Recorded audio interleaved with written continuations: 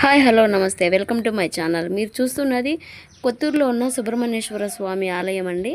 ఆయన స్వయంభుగా వెలిసిన దేవాలయం అండి. ఆయన సర్పరూపంలో వెలిశాడు. విగ్రహం అయితే లేదండి. చూడండి ఎంత బాగుందో. ఇది గుడికి వెనక భాగంలో ఉండేదండి. ఫస్ట్ సుబ్రహ్మణ్య స్వామి గుడిలోనండి నవగ్రహాలు చూడండి. మొత్తం చుట్టూ గుడి ముందర సైడ్ అండి ఇంత బాగా ఉదయాన్నే పూజ చేశారండి. ఆదివారం రోజు స్పెషల్గా సుబ్రహ్మణ్య స్వామికి అక్కడ పూజలు చేస్తారండి ఆ గుడిలో. మొత్తము అది గర్భగుడి అండి. దాని పక్కన గజస్తంభము, ఇవి నాగపడిగలండి.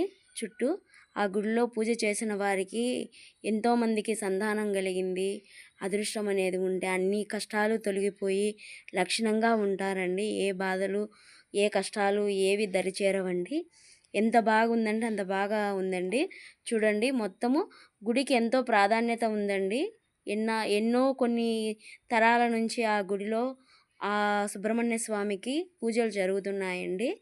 ఆ గుడి ప్రాధాన్యత అనేది ఆయనకనేది విగ్రహం అనేది లేదండి.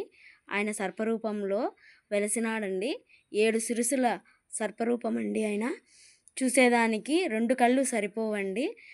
గుడి తరపున గుడికి ముందు పక్క ఆయన చిన్న బాలుడి రూపంలో కూడా వచ్చి ఆయన పాదం అనేది పెట్టి వెళ్ళాడండి. ఇది గర్భగుడి అండి. అది గజస్తంభము. మొత్తము గుడి మొత్తము బయట వరకే గోపురాల మాదిరి కనిపిస్తున్నాయండి. లోగా మటుకు గోపురం అయితే లేదండి. మొత్తం ఓపెన్గానే ఉంటుంది గుడి చూసేదానికి. అది ఓపెన్ గుడి అనండి. ఆయన ఒక్క రోజులో గుడి కట్టమని ఆజ్ఞాపించినాడండి. ఇదంతా గుడి తరపున మొత్తము గుడి పని చేస్తున్నారు చూడండి. మొత్తం అదేను. ఇవి నవగ్రహాలండి. అక్కడ పూజ చేసి ఎన్ని కష్టాలు ఉన్నా ఎన్ని బాధలు ఉన్నా ప్రతి ఒక్కరూ ఆ సుబ్రహ్మణ్య స్వామికి అభిషేకం చేపించి పాలాభిషేకము ఏమి చేపించుకుంటే ప్రతి ఒక్క కష్టం అనేది తొలగిపోతుందండి. బిడ్డలు లేని వాళ్ళకు, కష్టాలు పడే వాళ్ళకు, బాధలు పడే వాళ్ళకు ఎంతోమందికి ఆయన అనుగ్రహం అనేది ఉందండి. చాలామంది కష్టాల నుంచి బయటపడ్డారండి. స్వయంభుగా ఆయన పొలాల్లో వెలసినాడండి. అక్కడ సుబ్రహ్మణ్య స్వామి అంటే 7 శిరసుల రూపంలో వెలసినాడండి. చూడండి ఎంత బాగున్నదో. మొత్తం గుడి అండి. ఇది గర్భగుడి అండి. మీరు చూసేది ఆయనేనండి. ఆయనకు చూడండి అభిషేకం చేస్తున్నారు ప్రతి ఒక్కరూ. ఎన్నో కష్టాలు ఎన్నో బాధలతో వచ్చి ఆయన్ను దర్శించుకొని ఆయన పూజ చేసి ఆయన అనుగ్రహం ఎంతోమంది పొందుతున్నారు. చూసేదానికి కూడా చూడండి ఎంత బాగుందో. మొత్తం అదేనండి పూజారి గుడి మొత్తము చూడండి. మొత్తం అదే. ఇది గుడి లోపల ఆవరణం అండి. మీరు చూస్తున్నారు కదా. అది చిన్నపిల్లడి రూపంలో వచ్చి సుబ్రహ్మణ్య స్వామి అడుగు పెట్టి వెళ్ళాడండి. ఆ అడుగులో చూడండి నాగసర్పము రూపం అనేది ఉంది. ఎంతో ఉందండి ఆ గుడికి విశిష్టత. చూడండి. చెప్పండి స్వామి. ఓం శ్రీమాత్రే నమః. ఓం శరవణ భవ. శ్రీ వల్లీ దేవచన సుబ్రహ్మణ్యేశ్వర స్వామి ఆలయము, ఎస్కొత్తూరు గ్రామం, పాణ్యం మండలం, నంద్యాల జిల్లా. నా పేరు, నేను ఇక్కడ ఆలయ అర్చకుని, నా పేరు సుబ్బకృష్ణ శర్మ. అదేవిధంగా స్వామివారు స్వయంగా వెలిశారు ఇక్కడ. స్వామివారు 500 సంవత్సరాల క్రితం ఇదంతా పొలంలో మాఘశుద్ధ షష్ఠి రోజు నాగలితో దుఃఖితున్నగా వీరం చెన్నా అనే రైతు ఆ నాగలికి 12 శిశుల ఆకారంలో తరవడంతో ఆయన కళ్ళు పోయి మతిస్థితి లేకుండా నిలబడిపోయిన తర్వాత గ్రామస్తులు చుట్టుపక్కల కానగట్టుకు వచ్చిన వాళ్ళు అందరూ వచ్చారు.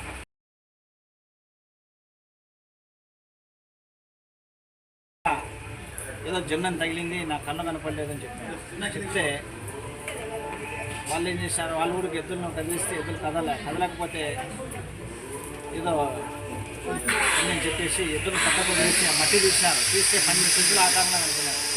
కనుక్కున్న తర్వాత పెద్ద రాళ్ళు వచ్చే వాళ్ళకు కూడా చూస్తే కాలే వాళ్ళకు ఒళ్ళు గద్దెన వచ్చింది. గద్దెన పెట్టిన తర్వాత ఏందబ్బా ఇక్కడ ఈ విధంగా ఉందని చెప్పేసి ప్రతి నిత్యం బ్రాహ్మణ రూపంలో వచ్చి స్నానం చేసేవాడు.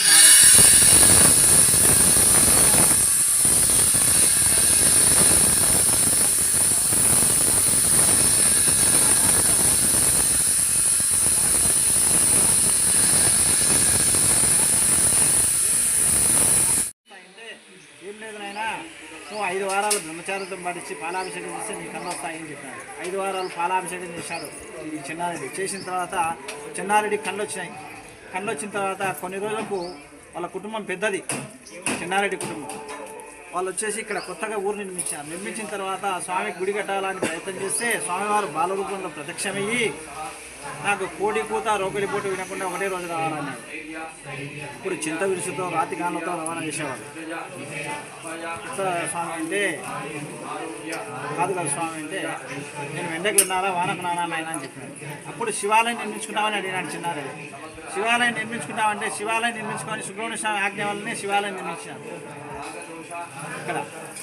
అదేవిధంగా చెన్నారెడ్డి ఇక్కడ నుంచి ఇవన్నీ చెన్నారెడ్డి ఇల్లే వీరు చెన్నారెడ్డి వాళ్ళది.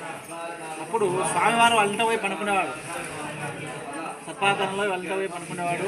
వాళ్ళకు నిత్యం కనపడేవాడు స్వామి.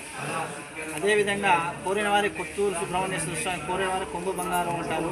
సంతానం వాళ్ళకి కానీ, కళ్యాణం కానీ వాళ్ళకి కానీ, ఆర్థికంగా అనారోగ్యంగా ఏమున్నా కానీ ప్రతి మంగళవారం రాహుకేతు పూజలు జరుగుతాయి. అదేవిధంగా ఆదివారం రోజు ఇక్కడ ఎలాంటి నాన్ వెజ్ కానీ అంత్యక్రియలు కానీ ఏం జరగవు.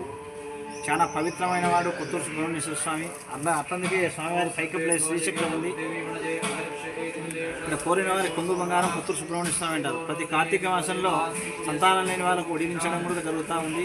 అదేవిధంగా దాంట్లో కూడా మనకు మంచి స్వామివారి అనుగ్రహం వల్ల ఇది వాళ్ళకు ఒడిబియ్యం మోసుకుపోయిన వారికంతా సంతానం కలగడం జరిగింది. అదేవిధంగా దినదినాభివృద్ధి, ఇక్కడ వచ్చిన వారికి దినదినాభివృద్ధి జరుగుతూ ఉంటుంది. ఆర్థికంగా కానీ అనారోగ్యం కానీ ఏ సమస్యలు కానీ స్వామివారిని నెరవేరుస్తారు. చాలా పవిత్రమైన వాడు కొత్తూరు సుబ్రహ్మణ్యేశ్వర స్వామి అని చెప్తారు. ఓం శ్రవణ భవ.